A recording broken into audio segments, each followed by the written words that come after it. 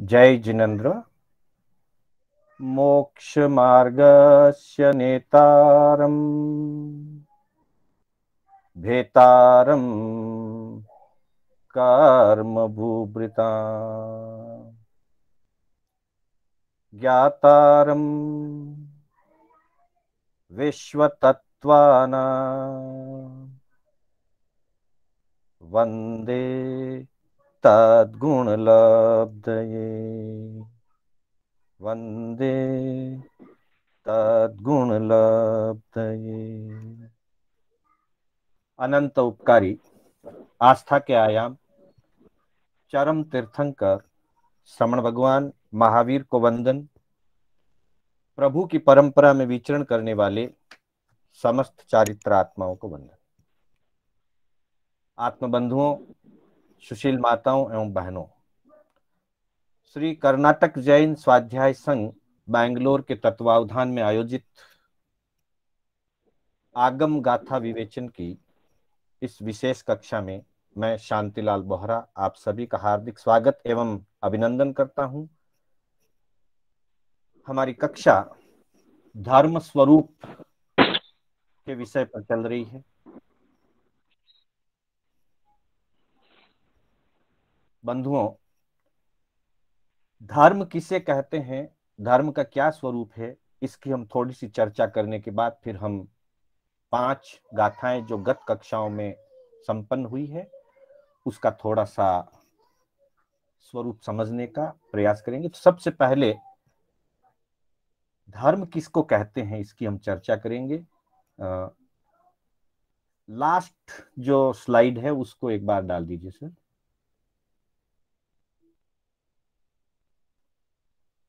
सबसे प्रमुख बात है धारयति इति धर्मः, जिसको धारण किया जाता है वह धर्म है। अर्थात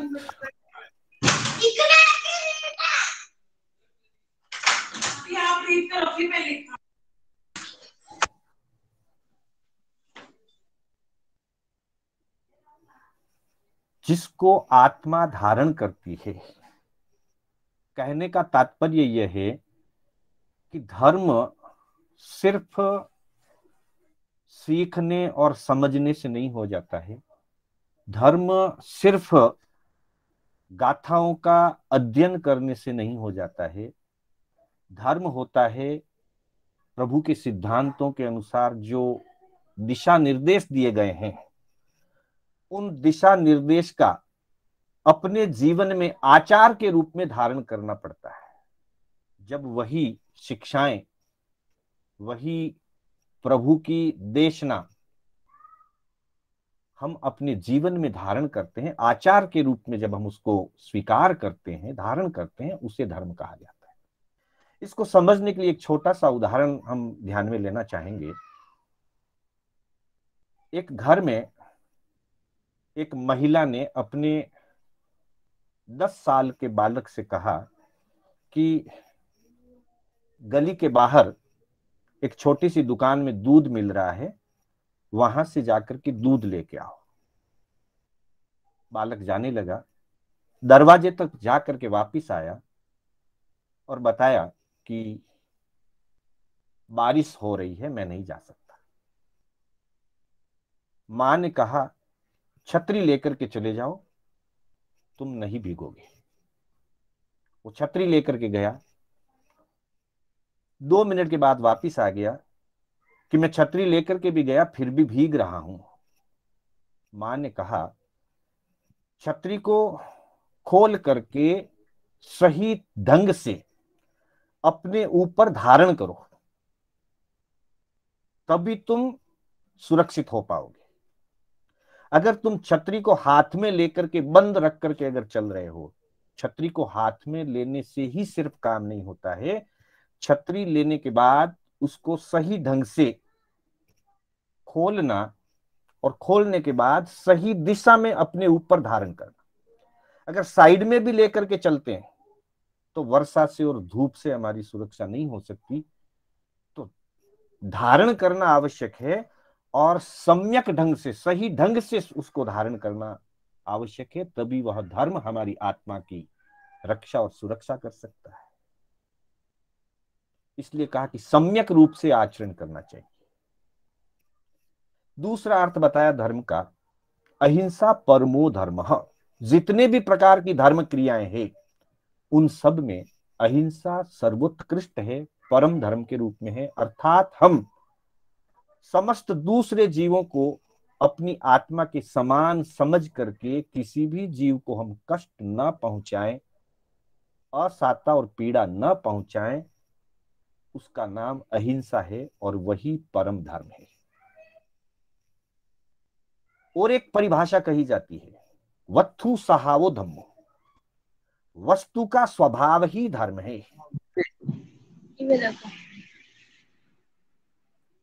अर्थात जिस वस्तु का जो मूल गुण है, मूल स्वभाव है, जिस वस्तु का, जिस तत्व का, जिस पदार्थ का जो मूल गुणधर्म है, मूल स्वभाव है, उसी को धर्म कहते हैं।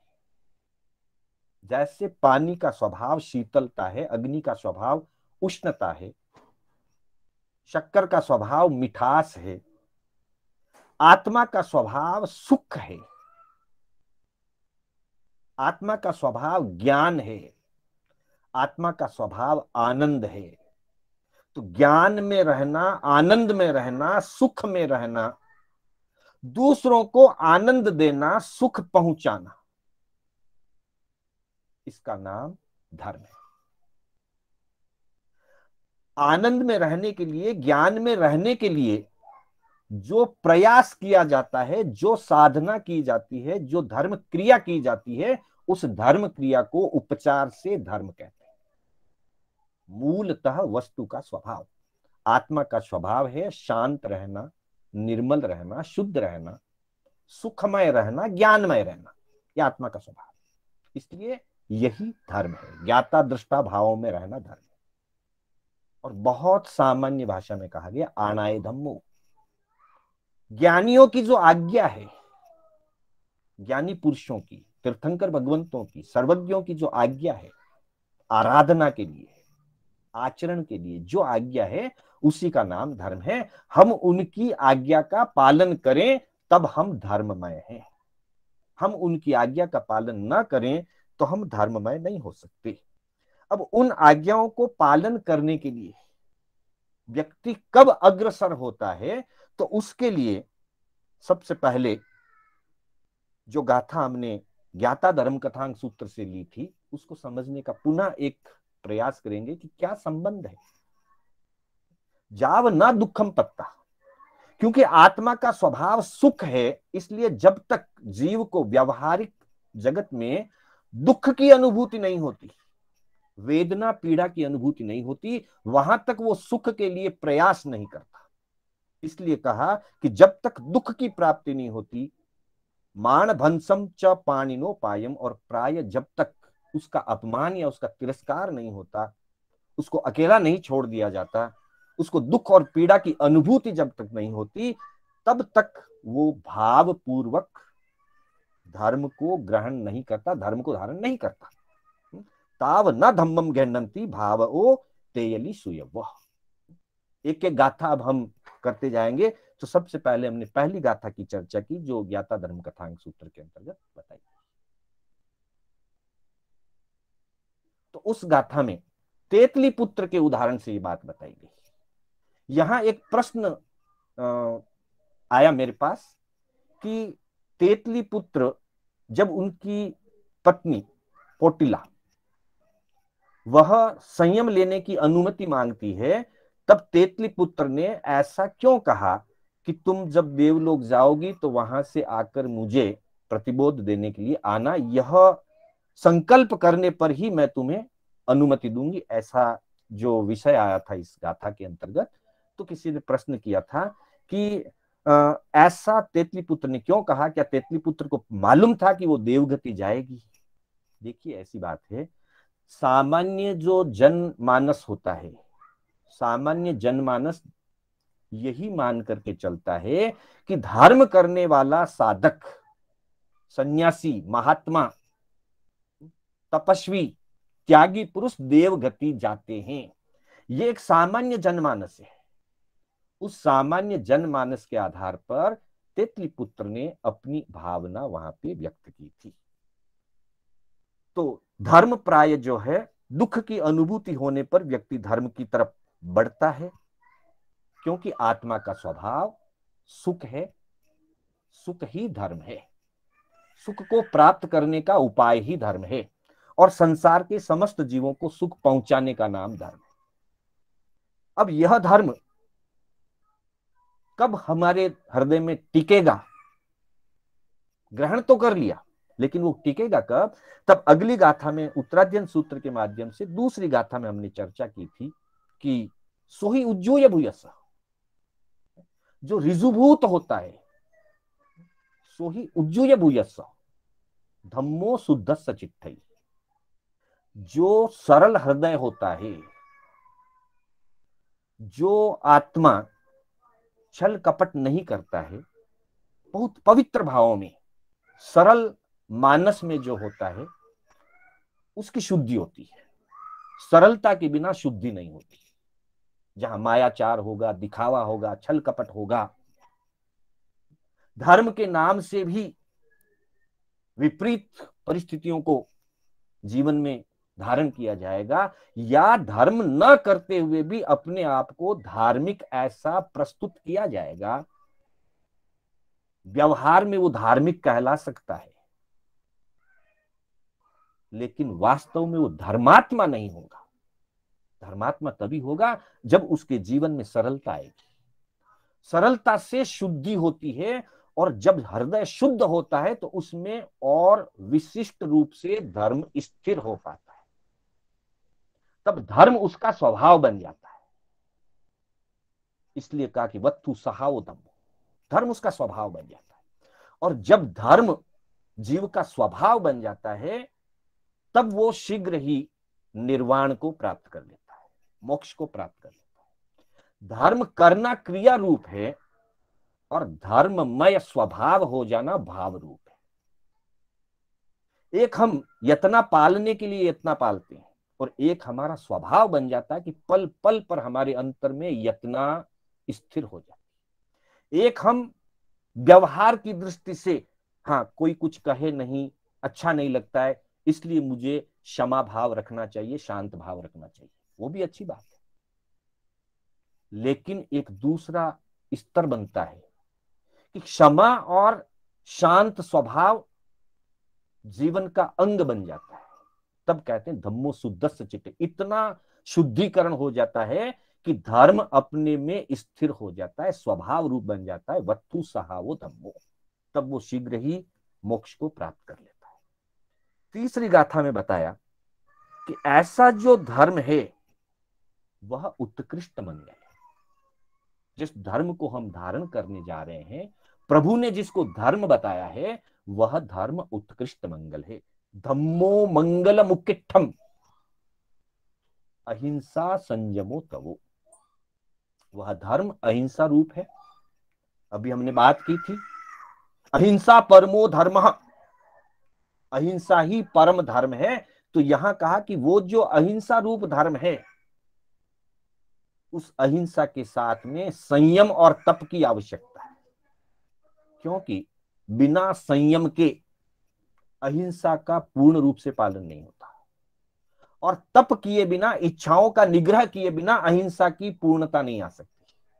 इसलिए जो अहिंसा परमो धर्म है, वही अहिंसा संयमो तवो रूप धर्म है, और वह धर्म उत्कृष्ट मंगल रूप है। ऐसे उत्कृष्ट मंगल रूप धर्म की जो व्यक्ति आराधना करता है, देवावी तम नमन संति जस धम्मे सयामन, जिस व्यक्ति का मन सदा धर्म में रमा रहता है, अर्थात धर्म ऐसी वस्तु नहीं है कि जब मेरी इच्छा हुई तब कर लिया और बाकी के समय नहीं किया। क्रिया रूप अलग बात है। सामयिक मुझे जब अवसर मिलेगा तब मैं करूंगा, पौषध या प्रतिक्रमण अनुकूल अवसर होने पर करूंगा, लेकिन समता भाव मुझे निरंतर रखना होगा। क्षमा का भाव, आलोचना का भाव मुझे निरंतर रखना होगा। उसमें ऐसा नहीं हो सकता कि अभी क्षमा भाव रख लूं, बाद में नहीं रखूंगा, फिर अवसर आने पर रख लूं, बाद में ऐसा। प्रतिक्रमण अवसर आने पर किया जा सकता है, सामयिक अवसर आने पर की जा सकती है, लेकिन समभाव सदा काल चाहिए।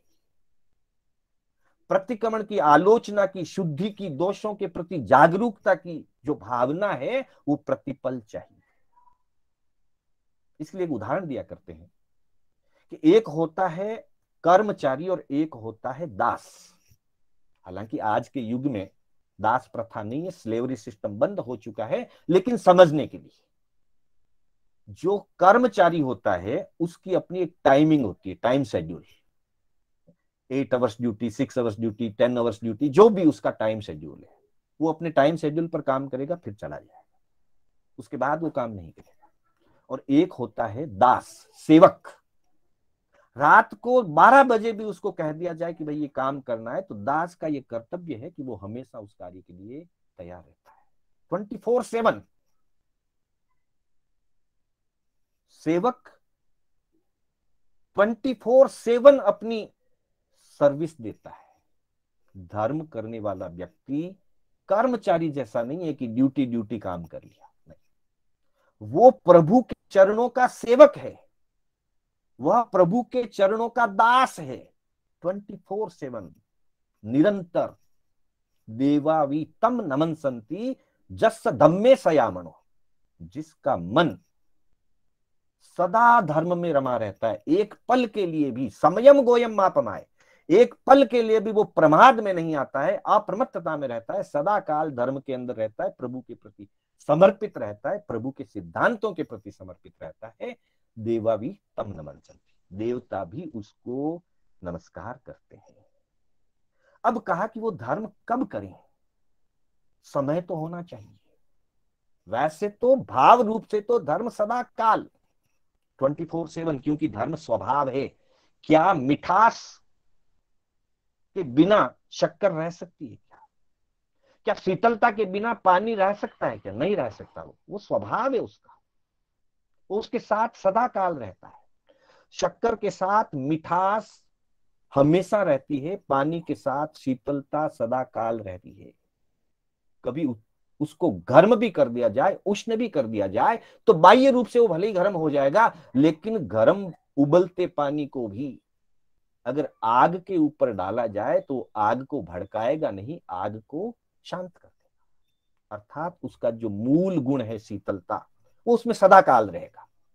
जैसे पेट्रोल का गुण उष्णता है, ज्वलनशीलता है, उसको अगर फ्रिज में रख करके बहुत ठंडा भी कर लिया जाए, फिर भी अगर उसको आग पे डाला जाएगा तो आग उससे भड़केगी, आग शांत नहीं होगी, क्योंकि पेट्रोल का स्वभाव ज्वलनशीलता है और वो उसके साथ सदा काल रहता है। वैसे ही आत्मा का स्वभाव धर्म है, वत्तु सहावतम, और वो सदा काल उसके साथ रहता है।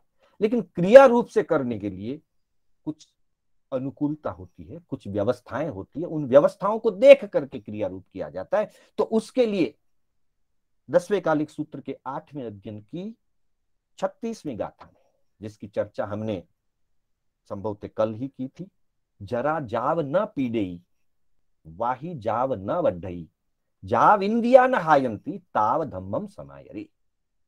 जब तक जरा यानी बुढ़ापा, आत्मा बूढ़ी नहीं होती है, आत्मा अजर अमर है, वो बुढ़ापे से रहित है, मृत्यु से रहित है, अजर है, अमर है। लेकिन धर्म आराधना करने का जो माध्यम है वो शरीर है। शरीर खलु धर्म साधनम, धर्म साधना करने के लिए जो साधन है वो निश्चित ही शरीर है। और शरीर समय समय पर वृद्ध होता है, उसमें बुढ़ापा आता है, शरीर में बुढ़ापा आता है, शरीर में व्याधियां आती है, और शरीर के साथ रही हुई जो द्रव्य इंद्रियां है, बाह्य अंग रूप जो इंद्रियां है, उन इंद्रियों में भी समय समय पर शिथिलता आती है, इंद्रियां धीरे धीरे क्षीण होती जाती है। तब कह दिया कि वो क्षीण हो जाएगी तो फिर धर्म आराधना नहीं कर पाएंगे, व्याधियां बढ़ जाएगी तो धर्म आराधना नहीं कर पाएंगे, बुढ़ापे में मन इतना स्थिर नहीं रह पाएगा, तब धर्म नहीं कर पाएंगे। तो कहा कि जरा जाव न पीड़े, जब तक बुढ़ापा पीड़ित ना करे, वाही जाव न वड्डई, जब तक व्याधियां न बढ़ जाए, जाव इंदिया न हायंती, जब तक इंद्रियों की शक्ति क्षीण नहीं हो जाए, इंद्रिय शक्तियों का ह्रास नहीं हो जाए, इंद्रिय शक्तियां कमजोर नहीं हो जाए, ताव धम्मम समायरे, तभी तक धर्म की आराधना कर लेनी चाहिए। बाद में करते ही रहना है, लेकिन प्रारंभ उसका ठीक समय पर हो जाए, जब शरीर में शक्ति ताकत आदि है वहीं तक हो जाए। यहां पीड़े ही शब्द जो दिया है, पीड़ित करना, इसका रूपांतर भी है। प्राकृत में अनेक शब्दों के पाठांतर रूपांतर हुआ करते हैं। कुछ प्रतियों में जरा जाव न पीले ई, पीले ई भी शब्द है और पीले ई भी शब्द है। उसका भी अर्थ यही होता है कि जरा जब तक पीड़ित नहीं करे।